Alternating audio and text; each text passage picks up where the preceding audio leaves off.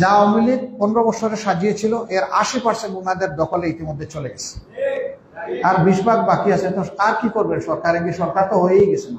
আমাদের লোকেরা মাঝে মাঝে জিজ্ঞেস করে যে বিএনপির সাথে আমরা আবার জোটে যাব কিনা।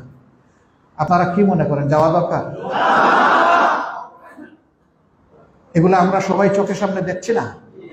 আজকে যদি একজন রিক্সাওয়ালাকে জিজ্ঞেস করা হয়, ভাই তুমি বলো তো এদেশে নির্বাচনটা কখন হওয়া উচিত, সেও একটা জবাব দিবে না? এখন সবাই কিন্তু সচেতন, কিন্তু আবার অস্থিরতা আবার শুরু হয়ে গেছে। এই গত পরশুদিন আবার ওনারা নির্বাচনের রোড ম্যাপ চেয়ে বসেছে। এই আন্দোলনের সময় 7-8 বছরের শিশু এইভাবে তার সামনে মাইক্রোফোন ধরে জিজ্ঞেস করেছে তুমি কেন এসেছ। এত চমৎকার উত্তর এক একটা শিশু দিয়েছে। আমি বলি যে ও শিশু হয় কিভাবে, ও তো 70 বছরের পরিপক্ক মানুষ।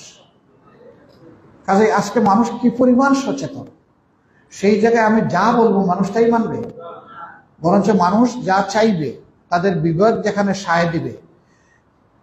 যারা রাজনীতি করেন মানুষের মনের ভাষা তাদেরকে পড়তে হবে, মনের সাহিত্যটা পড়তে হবে, মনের কবিতা পড়তে হবে, মনের গদ্য পড়তে হবে।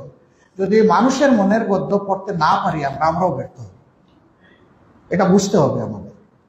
আলহামদুলিল্লাহ আমরা এই জন্য আল্লাহর শুকরিয়া আদায় করি যে আমরা আমাদের জানা মতো ওই ধরনের বাড়াবাড়ির দিকে এখনো আমরা যাইনি। তারপরে এটা আমরা বলতে পারবো না যে আমাদের দোষও নাই, ভুলও নাই, আমরা কোনো অপরাধ করিনি, এটা বলতে পারবো। আমাদের দোষও আছে, ভুলও আছে, অপরাধও আছে। এখন জাতি বহুমুখী সংকট। একদিকে শহীদ পরিবারগুলো আহাজারি করছে, আহতরা হাসপাতালের বেডে কাতরাচ্ছে, পা হারা, হাত হারা, চোখ হারা, কি কষ্টের মধ্যে তারা আছে। আবার ইতিমধ্যে বন্যার ভয়াবহতা শুরু হয়েছে। যারা জনগণের জন্য রাজনীতি করে, রাজনীতি তো জনগণের জন্য, তাদের তো উচিত এখন এই বিপন্ন মানুষের পাশে দাঁড়ানো। এই সময়টা ওখানে না দাঁড়াইয়া নির্বাচন নির্বাচন নির্বাচন এই জিকির করলে জাতি এটাকে কবুল করবে? কবুল করবে। কিন্তু সে তো তারা শুরু করে দিছে, আর নির্বাচন লাগেও তো না।